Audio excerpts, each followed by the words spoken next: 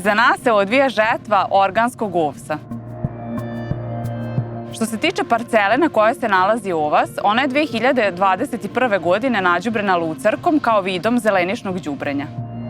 Veoma smo zadovoljni trenutnim prinosima koji su oko 4 tone po hektaru, kao i dobrim hektolitrom. Ovo nam je pokazatelj da zelenišno đubrivo može doneti dobre rezultate u ratarstvu i da je naše zemljište dovoljno obezbeđeno azotom.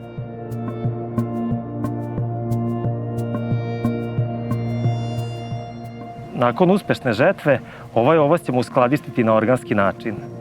Ovo podrazumeva skladištenje bez primene hemijskih sredstava. Mehanizam koji nam ostaje je snižavanje temperature koje zaustavlja razvoj skladišnih insekata i omogućava očuvanje kvaliteta robe. Na ovom starom betonskom silosu urađena je adaptacija za aktivno hlađenje i temperaturu ovsa ćemo sniziti primjenom grani frigor uređaja.